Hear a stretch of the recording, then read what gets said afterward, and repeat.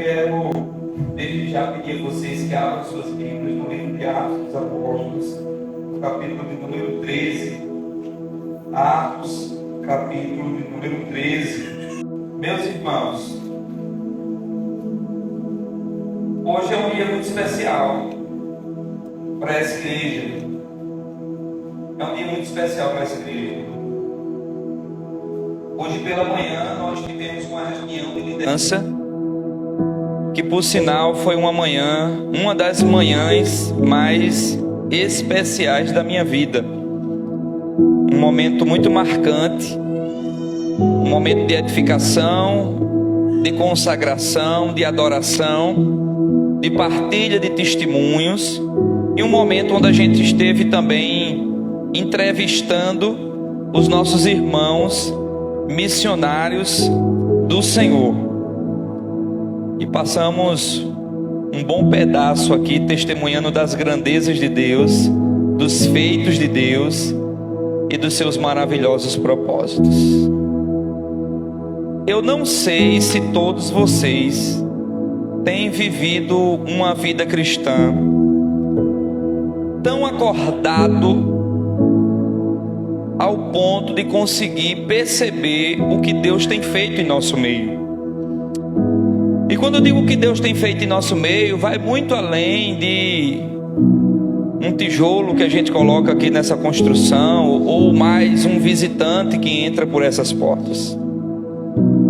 Há um propósito muito específico pelo qual Deus nos trouxe aqui.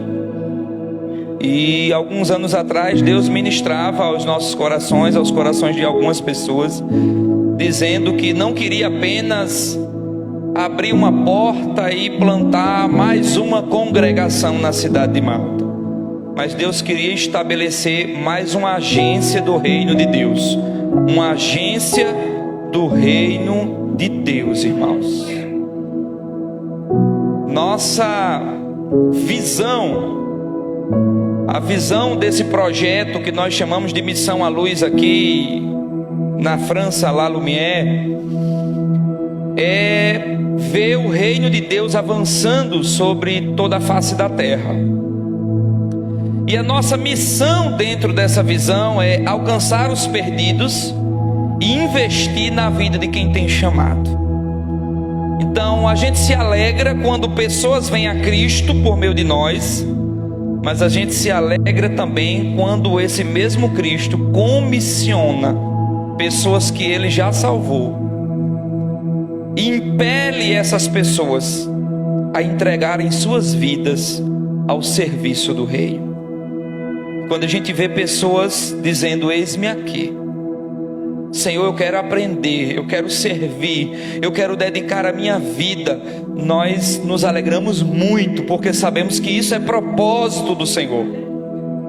Certo dia Jesus estava caminhando e ele olhou para alguns pescadores e disse: venham após mim e eu farei de vocês pescadores de homens. Quando nós atendemos o chamado do Senhor, nós também recebemos do Senhor um desafio de nos tornarmos pescadores de homens. Deus tem levantado uma liderança nessa igreja, e já já eu vou enfatizar um pouco mais sobre isso. Mas nós não queremos formar líderes para colocar numa vitrine nessa igreja. Nós queremos capacitar vocacionados que saiam por aí, por esse sertão ou por outros lugares, falando, compartilhando o evangelho salvador do nosso Senhor Jesus Cristo. Nós queremos ver o reino de Deus avançando, e isso está para muito além de uma igreja na cidade de Malta.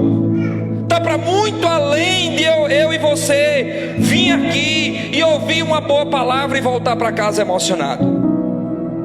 Nós queremos ver Deus cumprindo os seus propósitos na vida das pessoas, não só dessa cidade, mas em todos os lugares. Queremos ver pessoas conhecendo o Senhor, se entregando ao Senhor, crendo no Senhor, sendo justificadas pelo Senhor, amando o Senhor, servindo e adorando, e Deus levantando essas mesmas pessoas para compartilhar o evangelho que outrora os alcançou. Então eu não sei se vocês entendem exatamente o que está acontecendo aqui nessa noite, Mas por que eu digo isso? Porque essa igreja tem o privilégio de ter uma liderança muito bem orientada. E a liderança dessa igreja que partilhou com a gente hoje pela manhã dos momentos aqui, entende muito bem o que está fazendo aqui neste lugar. Nós não estamos construindo, apegado a construir algo apenas para a gente aqui. Porque a verdade é que nunca foi sobre nós. E tem um louvor até que diz isso, né? É sobre Cristo, o Santo de Deus. É sobre Cristo, irmãos. É sobre o plano desse Deus tão maravilhoso e o plano que Ele tem. E esse plano envolve salvar pessoas e levar pessoas para morar com Ele eternamente. É sobre Ele. Então eu quero desafiar você a dedicar esse momento com bastante atenção para ouvir o que a palavra do Senhor tem a nos instruir. Há dias eu venho meditando nessa palavra e sei que é uma palavra desafiadora.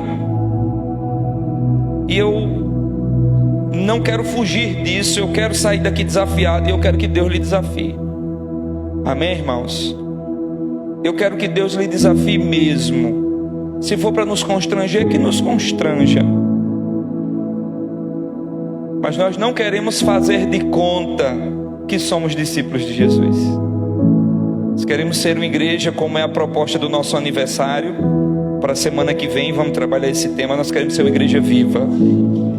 Queremos ser uma igreja legítima, autêntica e viva. Uma igreja que cumpra os propósitos de Deus na terra. Amém, meus irmãos? Então eu quero falar com vocês nessa noite sobre a realidade do chamado missionário. A realidade do chamado missionário. Eu quero ler com vocês esses primeiros 3 versos do capítulo 13 do livro de Atos dos Apóstolos. Esse livro que é um manual de missões para a igreja do Senhor. Diz assim a palavra do Senhor: na igreja de Antioquia havia profetas e mestres: Barnabé, Simeão, chamado Níger, Lúcio de Cirene, Manaém, que fora criado com Herodes o tetrarca, e Saulo. Enquanto adoravam o Senhor e jejuavam, disse o Espírito Santo: separem-me Barnabé e Saulo para a obra que eu os tenho chamado. Assim, depois de jejuar e orar, impuseram-lhes as mãos e os enviaram. Você pode dizer amém? Amém. Mary já orou por nós e me deixa começar com a realidade.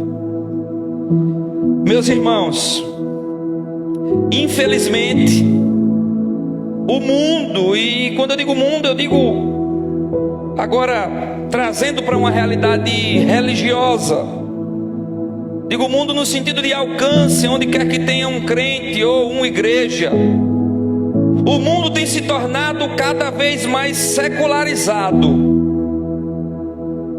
ao ponto de empurrar a fé cristã para um pequeno pedaço da sua existência. Isso significa dizer que muitos crentes, muitos de nós, espalhados no mundo inteiro, ao longo dos anos, temos cedido à pressão de resumir a nossa fé e o nosso relacionamento com Deus a apenas 2 horas em um dia na semana, especificamente muitas vezes num domingo à noite. Essa aqui eu quero trazer como uma das faces do secularismo. É uma realidade que tende a roubar o comprometimento com o reino e tende a roubar também de nossos corações aquela espiritualidade que deveria se desenvolver a cada dia e a cada instante na nossa vida. Eu quero resumir para vocês. Para muitos hoje, se tornar crente significa aderir a uma igreja evangélica, se batizar, seguir as redes sociais da igreja e fazer parte de um clube no domingo à noite quando dá para vir. Porque enfim, muitos de nós estão tão ocupados em ganhar a vida, e isso de diversas formas. Enfim, muitos de nós estão tão comprometidos com o sucesso, em se dar bem nas mais variadas áreas da nossa existência, onde nós investimos tempo, dinheiro, suor e lágrimas. Estamos tão comprometidos com essas coisas que a fé cristã e o compromisso com o reino tem se tornado cada vez menor e mais pobre e insignificante na nossa existência. Para muitos, ser crente é entrar no hall de membro de uma igreja e participar de alguns eventos quando lhe convém. Mas isso está totalmente em desacordo com aquilo que o Senhor planejou para a sua igreja. Alguns anos atrás, eu convidei um professor que já leciona a matéria de teologia, professor notório, muito conhecido aqui na Paraíba e fora da Paraíba. Ele veio ministrar para nós um evento com um grupo de homens lá na cidade de Patos. Ele já leciona há quase 30 anos nessa área da teologia, e ele conversando com a gente no final de um culto, ele disse: pastor Bruno, algumas décadas atrás, de uma turma de 50 seminaristas, uma turma de 50 alunos do curso de teologia, quando chegava no final do curso, a gente tirava 3, 4 que não se dedicavam integralmente ao ministério, que não se tornavam pastores, missionários, que não ia para fora, que não se engajava com a obra. Todo o restante, quase que 90 ou mais de 90% da turma, era desafiado não só a aprender de Deus, mas se comprometiam de tornar Deus conhecido. E ele dizia agora, uns 4 anos atrás para a gente: hoje eu continuo lecionando, e de uma turma de 50 a gente tira 2 ou 3 que vão dedicar a sua vida para Deus, e o resto vão se preocupar em ter sucesso na vida e ganhar o mundo inteiro, nesse sentido. E isso é uma reflexão para nós. Você, pai e mãe que está aqui, isso é desafiador para mim. Eu estou tentando introduzir aqui o que eu quero conversar com vocês. Quando foi a última vez que você orou, ou se você já orou, por algum de seus filhos ou filhas, dizendo assim: Senhor, eu queria que o Senhor chamasse para o ministério, eu queria que o meu filho fosse um pastor, eu queria que minha filha fosse uma missionária, eu queria que meus filhos dedicassem a vida inteiramente ao serviço sagrado, ao serviço do reino. Isso reflete o coração dos crentes de hoje, porque se nós, pais e mães, almejamos muito mais uma formação acadêmica, hoje, se nós, pais e mães, desejamos muito mais e investimos muito mais para que os nossos filhos se deem bem na vida, no aspecto ou na realidade de conquistar um emprego ou uma carreira brilhante de sucesso que ganhe muito dinheiro, se essa é a nossa realidade, onde está de fato o nosso coração? Quando nós colocamos essa balança entre o amor a Deus e o amor ao mundo, para onde pende o nosso coração? Eu converso com muitos pais e mães que almejam os melhores cursos, e eu creio que Deus levanta e vocaciona pessoas para as mais variadas áreas do âmbito profissional. Eu creio, eu só não consigo entender por que é que hoje em dia quase não se vê ninguém querendo entregar a sua vida ao serviço sagrado, e nem nós pais estamos encorajando nossos filhos a serem servos do Senhor. Qual é o problema? Deus deixou de chamar ou nós deixamos de ouvir? Qual é o direcionamento dos nossos corações? Qual é o nosso foco? Qual é o nosso objetivo de vida? Quais são os valores que têm permeado as nossas mentes e os nossos corações e que tem sido alimentado na nossa vida diária. A impressão que eu tenho como apenas um pastor de uma pequena igreja evangélica, a impressão que eu tenho é que nós estamos a cada dia nos fazendo surdos para o chamado de Deus. Deus fala ou não fala, irmãos? Deus chama, Deus vocaciona. O problema não é a voz de Deus. O problema não é o Espírito Santo que deixou de atuar e convencer e mostrar as realidades e as necessidades desse mundo caído. O problema é que nós estamos preocupados demais em fincar estacas nesse mundo caído. Estamos preocupados demais em criar raízes cada vez mais profundas com esse mundo manchado. E o que isso causa? Um desinteresse pelas coisas do reino de Deus. Meus irmãos, eu estou lendo com vocês o capítulo 13 do livro de Atos, mas essa história começou um pouco lá atrás. No capítulo 11, você vai entender o contexto do que aconteceu aqui no capítulo 13. No capítulo 11 aqui do livro de Atos, nós ficamos sabendo de uma realidade.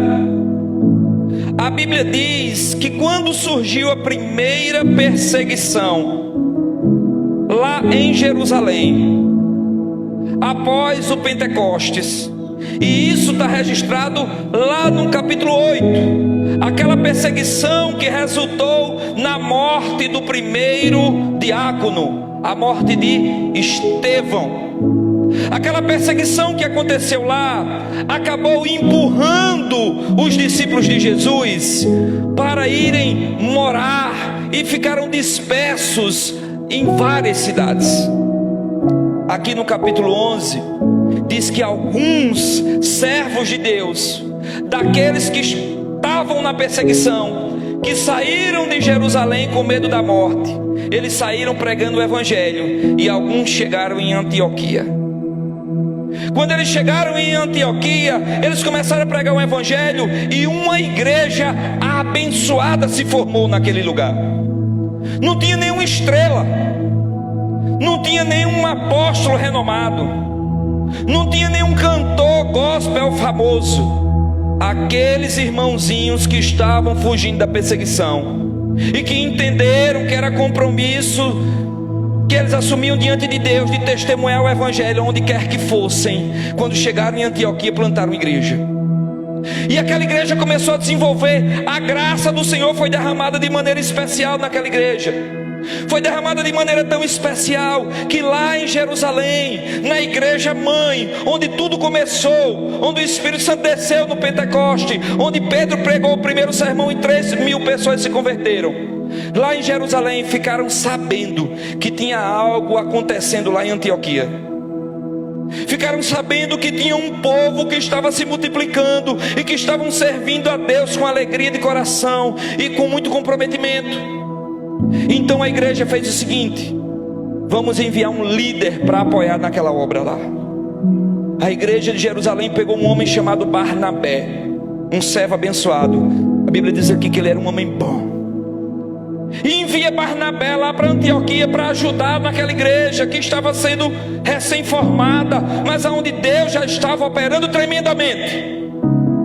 Barnabé chega lá, quando ele vê o que está acontecendo, ele se alegra.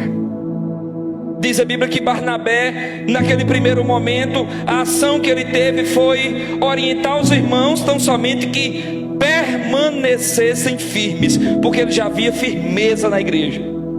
Ele já via aqueles irmãos comprometidos, ele já via algo lindo acontecendo naquele lugar. Então ele entendeu que a obra ali era uma obra muito grande, o que Deus queria fazer. E sabe o que ele fez? Barnabé viajou lá para a cidade de Tarso para ir buscar um amigo chamado Paulo, ou como nós conhecemos também o seu nome em outra língua, Saulo. Então Barnabé foi lá para Tarso Lembra, Paulo de Tarso ou Saulo de Tarso é porque é daquela região. Então Barnabé entendia que ali tinha uma obra muito grande a ser realizada. E depois de um tempo Barnabé desce para lá, pega Paulo. Paulo, a gente precisa de você, quero que você vá nos apoiar na obra. Então Barnabé vai e leva Paulo para Antioquia. E quando Paulo chega lá, Paulo vê a obra se desenvolvendo. E diz a Bíblia que eles passam um ano se dedicando inteiramente, fortalecendo os irmãos, ensinando a palavra, louvando a Deus com aqueles irmãos. E naquele lugar, os discípulos de Jesus foram pela primeira vez chamados de cristãos. Exatamente, é uma igreja que não tinha nome. Não era a igreja de Jerusalém, ou a igreja plantada pelo grande apóstolo Paulo ou Pedro. Não! Um povo simples, mas que vivia a essência do evangelho. Eram verdadeiros discípulos de Jesus. E foi lá naquele lugar pela primeira vez que os discípulos de Jesus passaram a ser chamados de cristãos, ou como alguns queiram dizer, pequenos cristos, talvez porque se assemelhassem ao próprio Jesus Cristo. No capítulo 12 desse livro aqui, um capítulo antes do que eu li, vai falar um pouquinho sobre a prisão de Pedro, é um parêntese, e vai falar também sobre a morte de Herodes.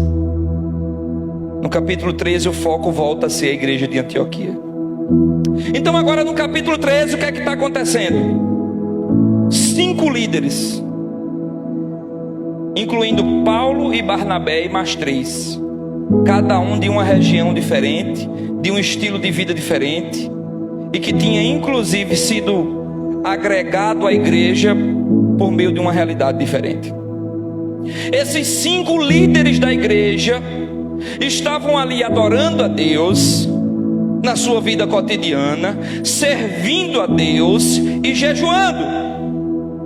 Enquanto eles estavam dentro dessa realidade, diz a Bíblia que algo maravilhoso aconteceu. O Espírito Santo falou. Meus irmãos, quem dita as regras na igreja de Jesus Cristo é o Espírito Santo. Às vezes a igreja fica tão formal, fica tão programada, tão engessada, que o Espírito ele quer falar com o povo e o povo não ouve. Mas diz a Bíblia que o Espírito Santo falou. Mas o que foi que o Espírito Santo falou, pastor? O Espírito Santo trouxe para aquele povo uma palavra de ânimo. O Espírito Santo trouxe uma palavra de elogio para a igreja. O Espírito Santo, quando falou com aqueles irmãos, disse o seguinte: separem para mim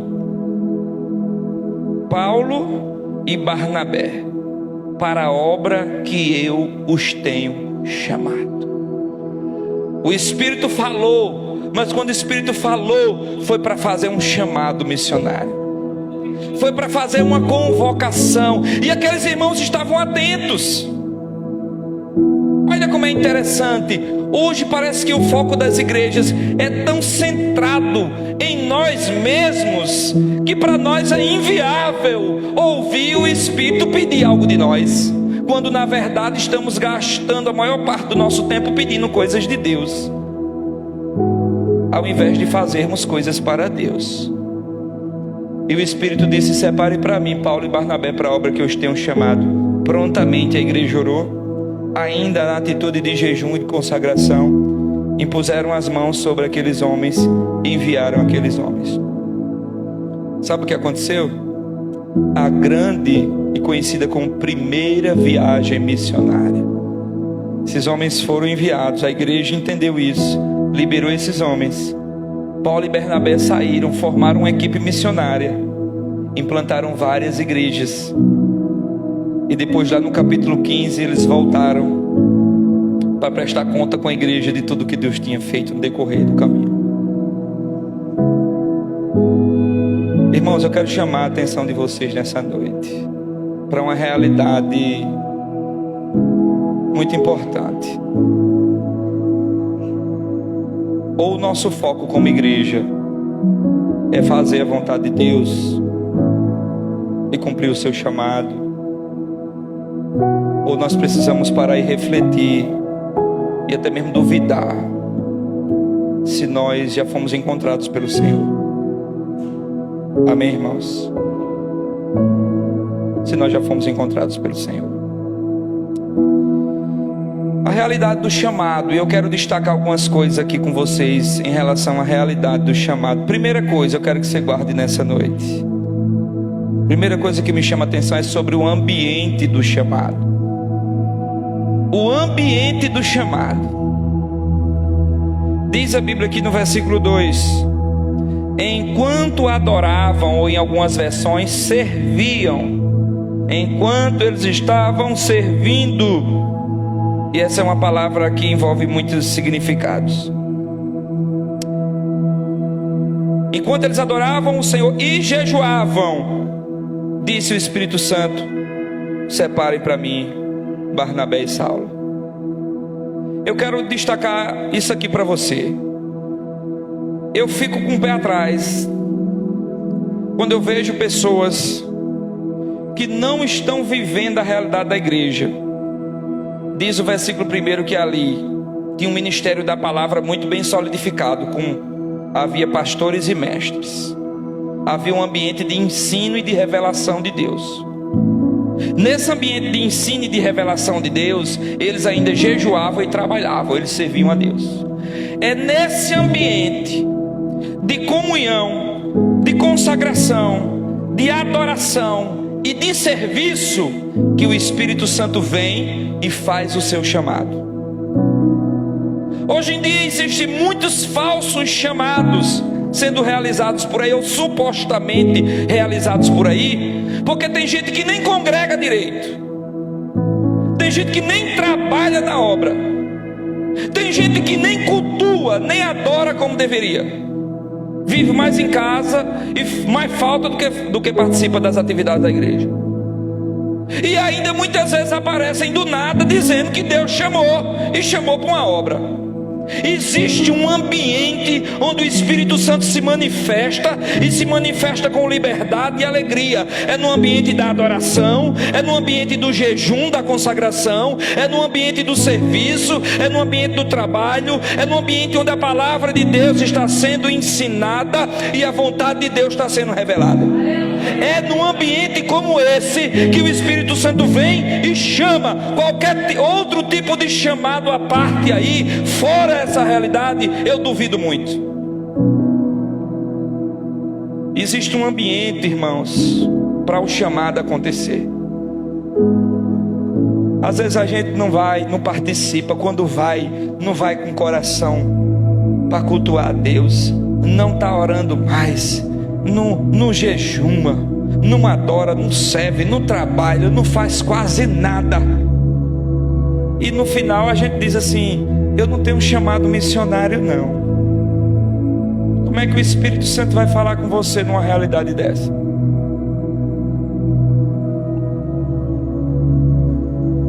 Vocês estão me entendendo? Claramente, né? Existe um ambiente para o chamado se desenvolver, e o ambiente é esse. Tinha 5 líderes da igreja que são destacados aqui e que estavam servindo a Deus, cultuando a Deus, trabalhando para Deus, se consagrando para o Senhor, inclusive com jejum. E é nesse ambiente que o Espírito Santo fala. É nesse ambiente que o Espírito Santo chama. Tem gente que diz para mim: pastor, eu acho tão bonito fulano que faz isso e aquilo. Pastor, eu acho muito legal quando alguém se levanta e diz que quer dedicar a sua vida para o reino. Eu queria isso, pastor. E às vezes eu fico pensando: será que queremos mesmo? Será que estamos engajados em um ambiente adequado para que o Espírito nos chame, para que o Espírito fale e a gente tenha condição de ouvir e entender? Amém, irmãos? Sabe qual é o problema? O problema é que muitas vezes a gente nem participa do ambiente proposto por Deus para a sua igreja. O problema é o nosso engajamento, que é sempre maior com outras coisas do que com o reino. Mas eu creio que o Espírito ele continua chamando, mas para que a gente ouça, o ambiente é esse. A gente tem que estar participando desse ambiente. Amém, meus amados? Existe um ambiente que precisa ser respeitado. Deus cria esse ambiente, Ele se manifesta nesse ambiente, e é nesse ambiente que Ele faz o chamado. E se você olha e diz assim: poxa, eu queria ser, eu queria fazer, se dispõe a viver nesse ambiente. Se dispõe a viver nesse ambiente, e talvez o Senhor chame você, e você ouça de maneira clara, e você receba direcionamento para servir naquilo que Ele tem para a sua vida também. Eu tenho ido em alguns lugares agora um pouquinho menos, mas eu tenho entrado e saído de várias igrejas, frequentado alguns púlpitos e conversado com vários pastores. E poxa, parece que boa parte da igreja tem vivido de fato uma sonolência muito grande. Para algumas coisas ela está disposta a matar e a morrer. Já viu isso? Que tem crente que está disposto a matar e a morrer para conseguir algumas coisas, mas às vezes não consegue nem se estabelecer no ambiente sagrado de Deus, não consegue nem desfrutar de uma vida espiritualmente sadia, e às vezes ainda namora com o chamado, dizendo: eu queria isso, queria nada, se quisesse estava no ambiente, se submetia a um ambiente da igreja, porque é nesse ambiente que o Espírito Santo faz seu chamado. Mas essa passagem bíblica não só nos ensina sobre o ambiente do chamado, nos ensina também sobre as características do chamado. E eu queria pontuar pelo menos duas delas. A primeira é que o chamado é feito pelo Espírito. Diz o texto aqui: enquanto eles estavam adorando ou servindo e jejuando, quem disse? O Espírito Santo. O chamado, ele vem sempre da parte de Deus, irmãos. Amém, meus amados? O chamado, ele vem sempre da parte de Deus. É Deus quem chama. Agora escute isso que eu quero dizer a você. É Deus que chama. E se é Deus que chama, Ele chama quem Ele quer, irmãos. Ele chama quem Ele quer. Não interessa as nossas opiniões. Porque há esse problema, conversei muito sobre isso hoje de manhã com a nossa liderança. Há esse problema que tem gente que nem na posição está, nem vivendo dentro do ambiente que Deus quer que ele viva está, mas se julga melhor do que os outros. E quando Deus faz um chamado para quando o Espírito chama fulano, muitas vezes a igreja não quer reconhecer, ou alguns irmãos, às vezes por ciúme ou até mesmo inveja, tem dificuldade de reconhecer o chamado de fulano, porque se fosse você jamais chamaria fulano, mas talvez se fosse eu, jamais chamaria você. Amém? Mas graças a Deus, porque é Ele que faz o chamado. Aí Ele chama gente como eu, e chama gente como alguns de vocês. Às vezes no meio de... Eu estava falando isso hoje de manhã. Entenda isso, quem chama é o Espírito. Quem chama é o Espírito. A igreja ela só reconhece o chamado que o Espírito Santo já fez. Às vezes a gente tem muito isso, mas por que fulano? Por que vai chamar fulano se eu tenho mais tempo de crente? Quem chama é Deus, o chamado é de Deus. Ele é livre, Ele tem liberdade, Ele é o dono da seara. Ele chama os trabalhadores que Ele quer. Ah, mas eu não concordo. Deus não pediu sua opinião para isso não. Deus não pediu nem a minha para isso. Ele é livre e soberano em suas escolhas. Vai olhar para a escolha dos 12 apóstolos. Era gente que normalmente nem eu nem você chamaria, mas Jesus chamou. Então, primeira coisa dentro dessa característica: ah, pastor, mas fulano é desabilitado. Aí de repente Deus é tão bom, pega fulano e chama. Aí Deus começa a fazer uma grande obra na vida de fulano, porque quem muda fulano não é eu nem é você. Amém, irmãos? Ah, mas fulano, ele não sabe falar bem.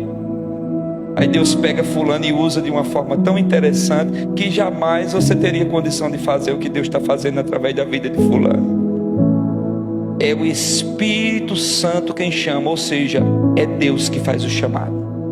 Ele tem total autoridade. Não é eu e você que a gente vai dizer a Deus que chama: eu quero que fulano e cicrano que seja meu líder. Eu quero é fulano e cicrano que seja as pessoas que vão ser. Quem chama é o Espírito. Entenda isso. Isso faz parte da característica ou das características do chamado. Se em primeiro lugar quem chama é o Espírito, em segundo quem reconhece o chamado é a igreja. E aí cai nesse primeiro ponto que eu falei: pessoas que nem congregando estão desviadas há muito tempo. Aí diz: Deus me chamou, vou ser um pastor, vou abrir igreja, vou ser um missionário, vou fazer uma obra não sei aonde. Se por um lado foi o Espírito que falou, por outro lado, o Espírito falou aos líderes da igreja. E foram os líderes da igreja que ouviram e que oraram e que impuseram as mãos sobre o vocacionado. Não existe autenticação de chamado longe da igreja, porque tudo se dá aqui dentro. É aqui que Deus faz, é aqui que Deus treina. E quando eu digo aqui, não é nesse prédio, é no ambiente, é na vida da igreja que Deus vai trabalhando o nosso caráter, que Deus vai amolando as ferramentas, que Deus vai dando dom, que Deus vai dando talento, que Deus vai moldando a nossa vida. E tudo isso vai acontecendo ao ponto de Deus chamar. E quando Deus chama, a igreja reconhece que Deus chamou. O que tem de gente desigrejada hoje dizendo: eu sou isso, eu sou aquilo. Você não é nada. Porque as características do chamado estão reveladas na palavra de Deus. Se é o Espírito que chama, Deus habilita a liderança da igreja para reconhecer e autenticar o chamado. Amém, meus irmãos? Deus fala com os líderes. Aqui nós tínhamos 5 líderes nessa igreja reunidos, e Deus falou com eles, porque são eles que vão confirmar esse chamado. É a igreja que confirma o chamado que Deus fez na vida do vocacionado. E às vezes eu fico temendo o que tem acontecido com o meio evangélico em nossos dias. O que tem acontecido? Um meio marcado por tantos escândalos, meio marcado por tantas controvérsias. Hoje mesmo pela manhã falávamos sobre viver a vida, a obra, ou viver o ministério pela fé. Quantas histórias de chamados que Deus não fez, e as pessoas fora da direção de Deus se dedicaram a empreenderem um projeto com um título de espiritual, sendo que Deus não tinha feito aquele chamado. Entraram, botaram as pernas pelas mãos, prejudicaram suas famílias, levaram o povo a blasfemar o nome de Deus, envergonharam o evangelho, e ainda deixou uma cidade inteira, muitas vezes, com o pé atrás para com as igrejas e para com o povo de Deus. Chamados que Deus não fez. Cargos e títulos que não foram validados pela própria igreja, mas que foram criados pela mente humana, ou talvez pela vaidade e o desejo de ser alguém mais do que Deus constituiu para ser. Existem características de um chamado. Se por um lado o chamado é feito pelo Espírito e ele faz a quem quer, por outro lado, esse mesmo Espírito convence a liderança da igreja, e essa liderança reconhece o chamado formalmente. Porque é a igreja que vai orar, é a igreja que vai investir, é a igreja que vai treinar, é a igreja que vai capacitar, é a igreja que muitas vezes vai até direcionar. Existem características desse chamado missionário, e nós precisamos respeitá-las. E se assim for, o reino, o avanço do reino vai ter bom êxito, o nome de Deus vai ser glorificado. Não vai ser tanto essas bagunças que a gente vê por aí, não. Se assim for, se estivermos comprometidos com isso aqui. Amém, irmãos? Mas não só isso.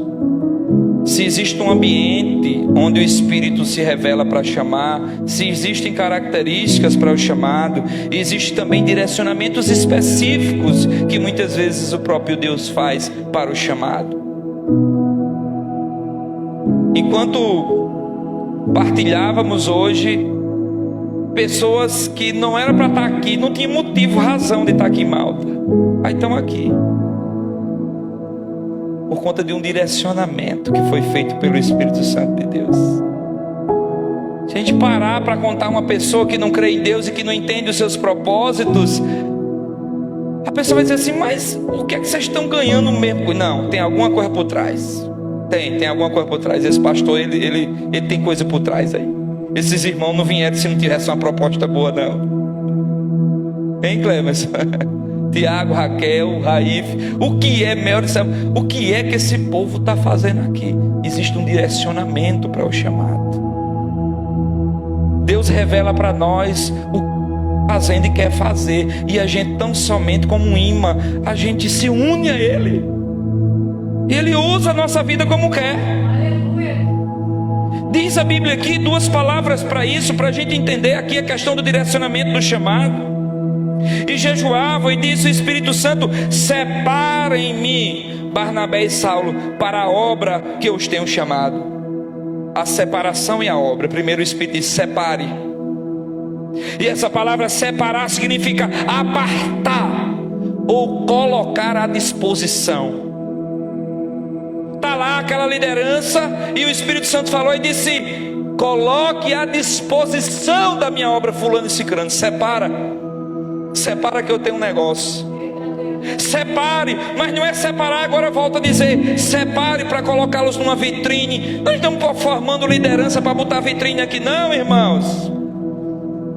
Separe para a obra que eu os tenho chamado, porque Deus tem uma obra. O reino de Deus vai muito além do que Malta, Paraíba, Brasil, é o mundo inteiro. A missão é até os confins da terra.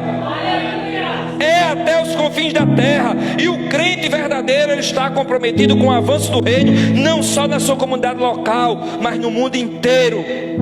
É em Jerusalém, toda a Judéia, Samaria e até aos confins da terra. Essa é a agenda de Deus para a sua igreja. Separe, o Espírito disse. Ponha à parte esses irmãos para mim, coloque à disposição. E depois ele diz: para a obra, que aqui significa realização, ou para o trabalho específico que eu tenho com eles.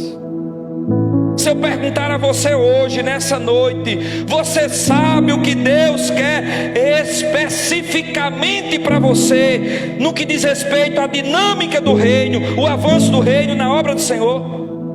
Você já entendeu o que Deus quer com a tua vida? Isso é importante, irmãos. Entender o que Deus quer de mim. Que obra específica é essa? Que realização é essa? Que trabalho é esse que Deus quer que eu faça? Porque se eu não entender que trabalho é esse, eu não vou poder desempenhá-lo. Se eu não desempenhá-lo, eu estou fora da vontade de Deus. Eu estou em desobediência com Deus. Eu preciso estar nesse ambiente. Eu preciso respeitar as características. Eu preciso conhecer o direcionamento do meu chamado. Você conhece o direcionamento do teu chamado?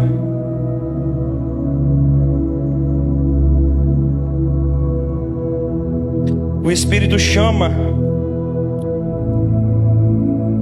não apenas para dar títulos e cargos. O Espírito separa para o trabalho. Entende isso aqui?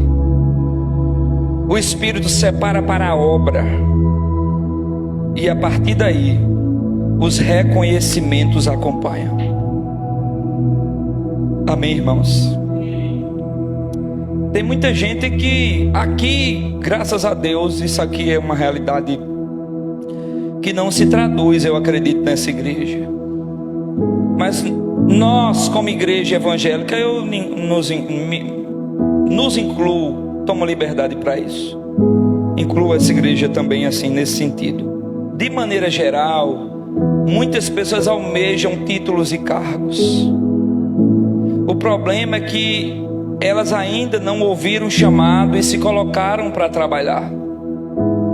Porque, como falei, o Espírito não diz: separe Paulo e Barnabé para que eu consagre eles como tal e tal. Separa para a obra. A orientação do Espírito era apartá-los para uma obra específica. Só então a igreja, depois, ela impõe as mãos e ordena a eles. Nesse caso, eles estavam assumindo um trabalho missionário de levar o evangelho por toda uma região. Ao invés de almejarmos os cargos e os títulos e os reconhecimentos humanos, precisamos começar por aqui, entendendo o direcionamento específico de Deus para as nossas vidas, que significa separe-me, separe-me. Precisamos entender para que Deus nos separou. E quando isso é para a obra que eu os tenho chamado, entender que obra é essa, e precisamos nos engajar com essa obra. Irmão, se o meu trabalho é encorajar os irmãos, é ser um intercessor, eu preciso fazer isso com zelo. Eu preciso entender o que Deus tem para mim. É para orar de uma maneira incessante pelas almas perdidas, pelas estratégias missionárias que surgirão na igreja.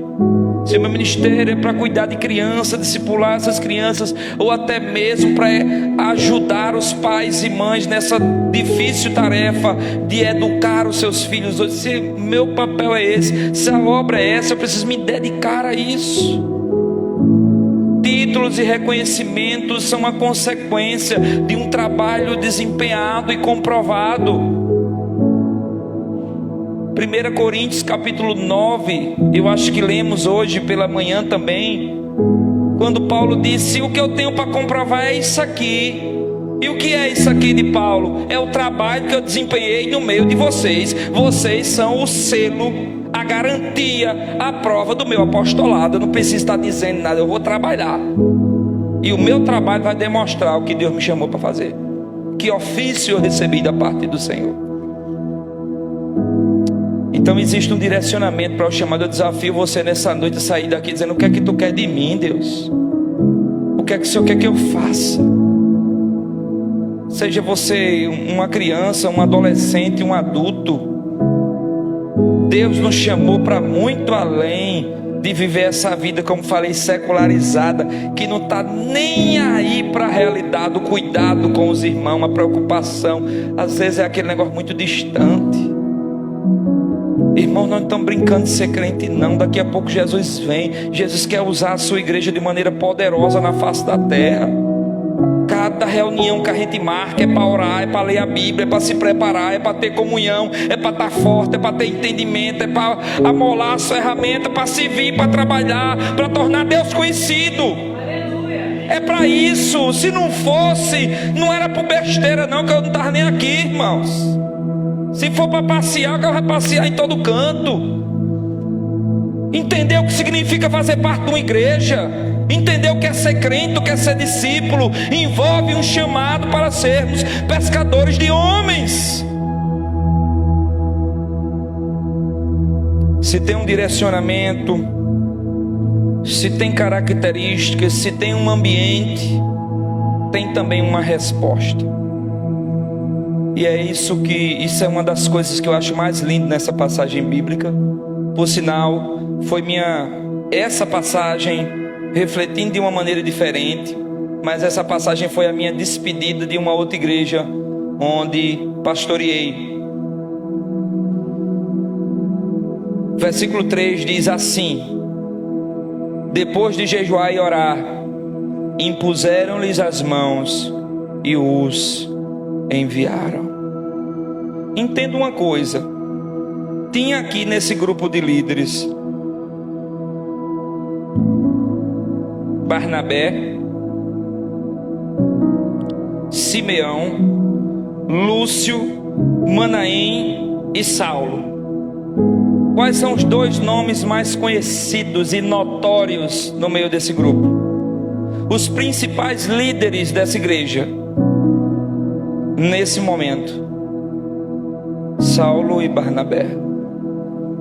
O Espírito parece até que ele está pedindo demais àquela igreja. Só que Deus é o dono da igreja. Imagina as igrejas de hoje dizendo: mas como assim, Deus? Não é de Deus esse chamado. Não é de Deus. Eu não vou me usar não, porque parece que eu estou numa situação tão grande que tudo que eu falo de mim, os irmãos já estão ficando com medo. Mas imagina, eu dizer assim: não, separa pastor Bruno, Clemerson, os diáconos, para uma obra que eu tenho chamado. Não, essa igreja ia dizer: eu creio que não, vocês são crentes. Amém, irmãos? Mas na igreja de hoje que a gente está vivendo, que a gente quer as coisas para a gente, não, isso não é de Deus não. Como é? E a gente vai ficar sem, é? Porque primeiro a gente já pensa logo na gente. E a gente vai ficar sem os melhores líderes. Paulo e Barnabé estão aqui há pouco mais de um ano. Primeiro ia dizer: não é de Deus não, que é pouco tempo que eles estão aqui. Chegou o tempo ainda não, eu não vejo não, viu que é o tempo de Deus. Certamente as igrejas de hoje iam brigar com o Espírito Santo para querer mostrar para Deus que ele estava enganado no seu chamado. Não está errado os melhores, não, chama Lúcio, leva só Paulo e deixa Barnabé, deixa Paulo. Vamos ver, irmãos, o Espírito pediu o melhor da igreja. O melhor da igreja é para a obra missionária, irmãos. O melhor da igreja é para a obra missionária. Os nossos recursos, o que a gente juntar, tem coisa que é proposital. A gente está com R$2.700 na conta para uma campanha para comprar um carrinho, um carro missionário para a gente ir para o sítio fazer os trabalhos. Você pode dizer: mas pastor, olha o piso como está. Deixa esse piso aí, vamos fazer calo no joelho, porque nós temos um propósito missionário. A gente tem que aprender a dosar as coisas. Amém, irmãos? No decorrer da caminhada a gente tem feito investimentos em várias coisas. Alguns a igreja sabe, outros a igreja nem sabe, mas voltados para a obra missionária.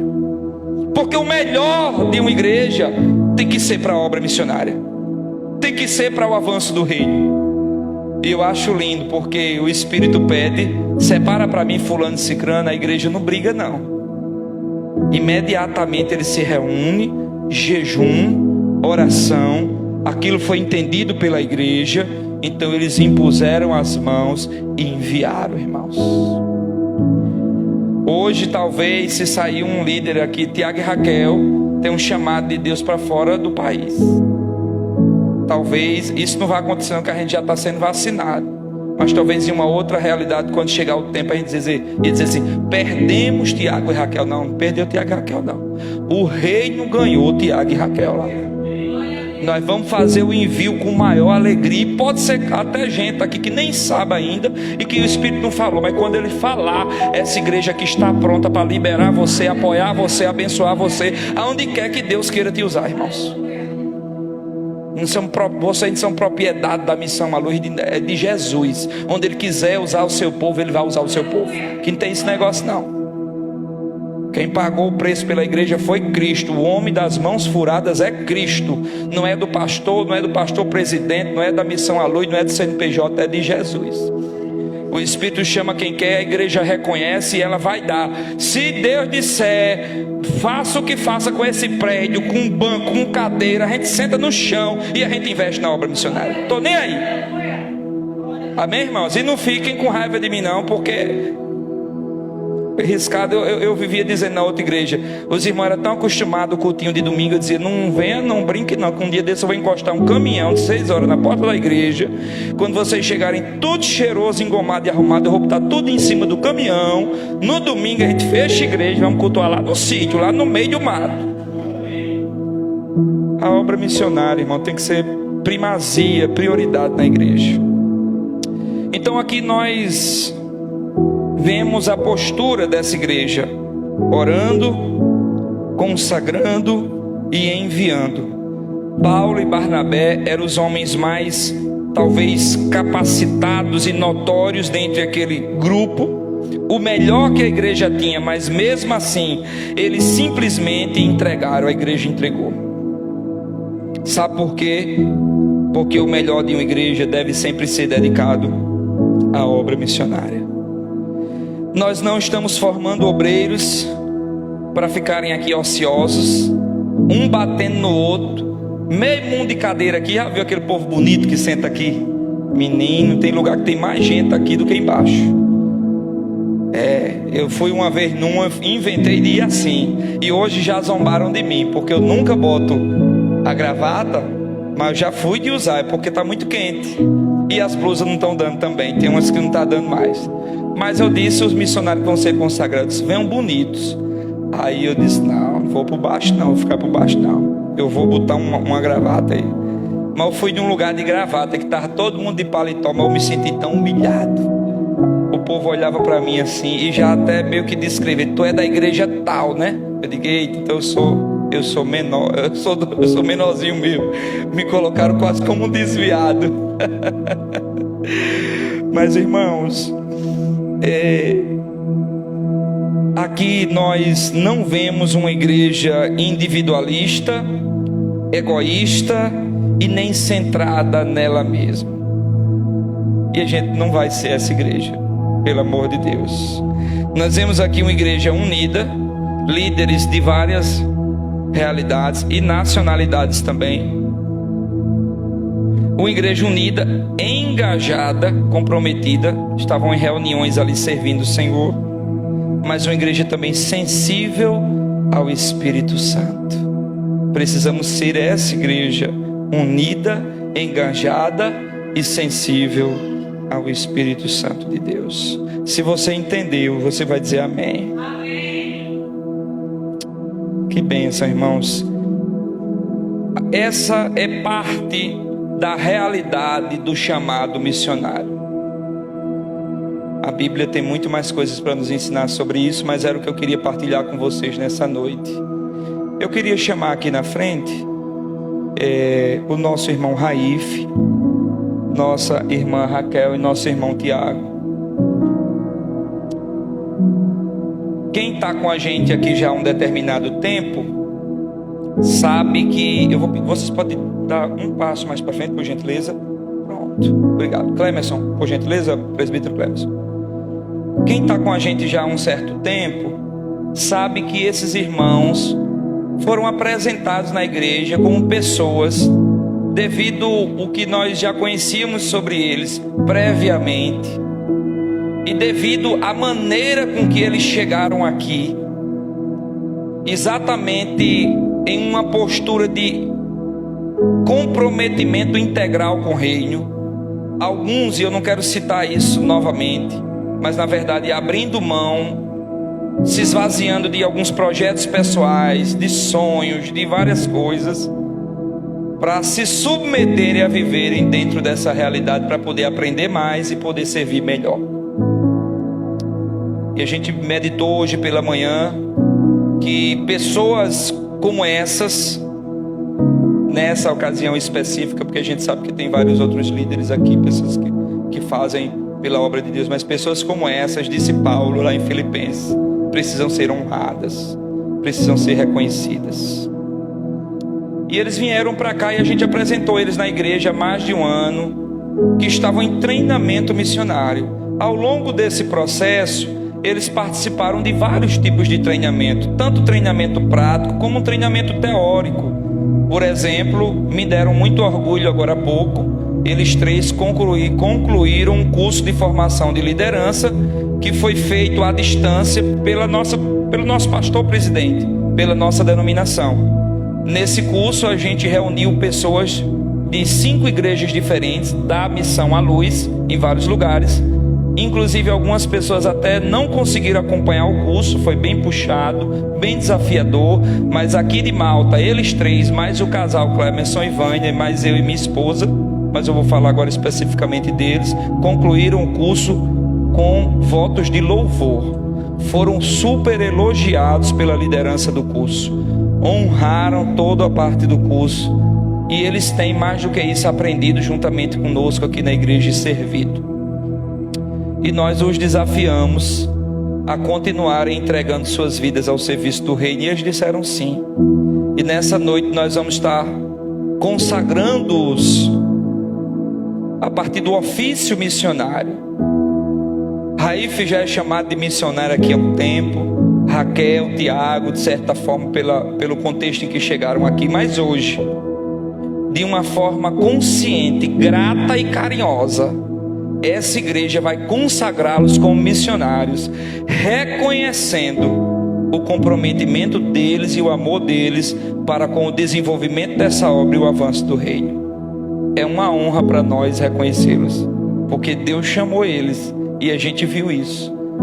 E a nós não cabe outra coisa a não ser orar também, impor as mãos e consagrá-los e reconhecer isso. Eu queria pedir para que a igreja ficasse de pé nesse momento. Eu vou pedir para que, enquanto eles também se ajoelhem, por favor. Meus irmãos, vocês podem estender as suas mãos aqui para frente. Eu falava para eles, por enquanto, eu falava para eles hoje pela manhã que ser missionário diz respeito não apenas ao grau de capacitação, mas sobretudo ao grau de disponibilidade. Pelas nossas experiências como crentes, nós reconhecemos que existem pessoas que fazem além do comum.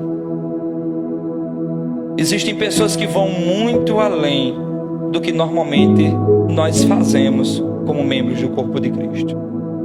E essas pessoas precisam ser reconhecidas. Gente que Deus não chamou propriamente dito para passar fome, porque por aí o povo acha que pastor e missionário é gente que Deus chamou para passar fome. Não é o caso da gente, mas tem esse erro em vários lugares por aí. Mas mesmo não sendo chamado para isso, são pessoas que dizem assim: Deus, se for para passar por isso, eu também topo, não tem problema. São pessoas que têm capacidade de se sacrificar a tal ponto para ver vidas sendo alcançadas por Jesus Cristo. E a gente tem 3 servos aqui. O relacionamento deles com a igreja continua. Nós vamos continuar trocando aprendizado, mas vamos honrar essa família de Deus aqui, o casal, mais o jovem Raif.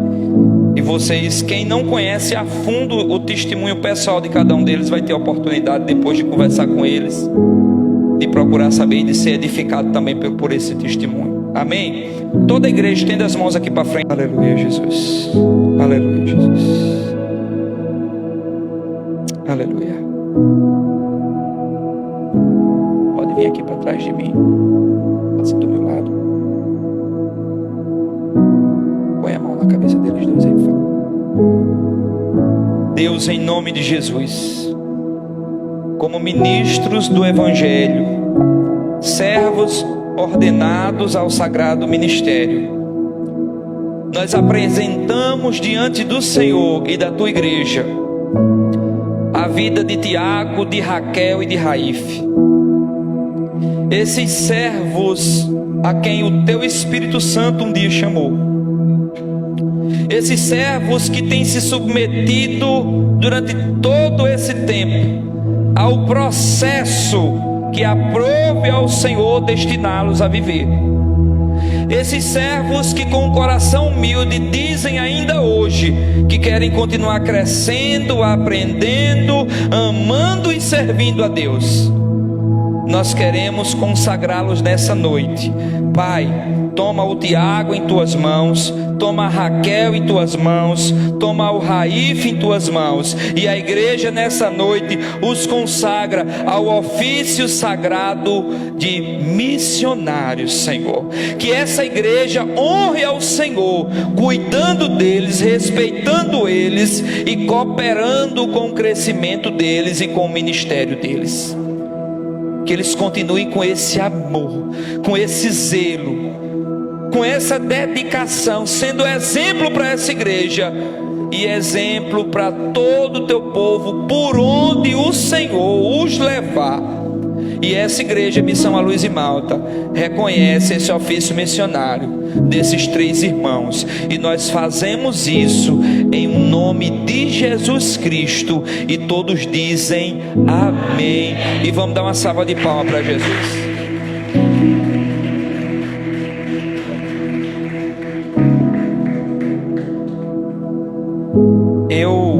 Fica aí ainda, Clemerson. Eu quero dar uma oportunidade rápida a eles.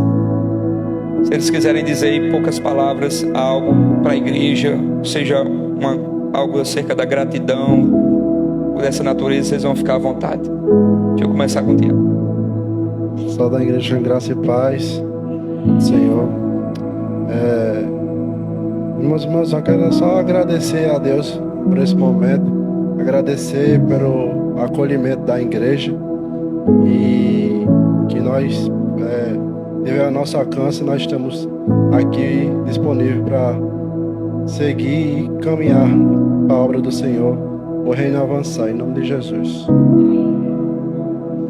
Da mesma forma que Tiago, eu gostaria de agradecer primeiramente a Deus e depois ao acolhimento da igreja, Pastor Bruno, Samara, todos vocês são muito importantes na nossa vida e o que nós pudermos fazer, estamos totalmente à disposição da igreja, sempre que precisarem, que o reino avance.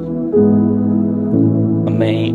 Eu queria agradecer à igreja, a todos os irmãos que têm cooperado para que o reino venha avançar, e nós sabemos que o reino avança não só por um, mas em conjunto. E eu queria agradecer a cada um que tem estado junto conosco nessa jornada, e também agradecer ao pastor que tem apoiado assim esse projeto, apoiado pessoas que vêm de fora, que tem um chamado, e também agradecer a Deus por estar aqui neste momento. E queria dizer que a igreja se sinta amado por mim, e que assim, o que vocês precisarem, eu estou à disposição. Eu agradeço.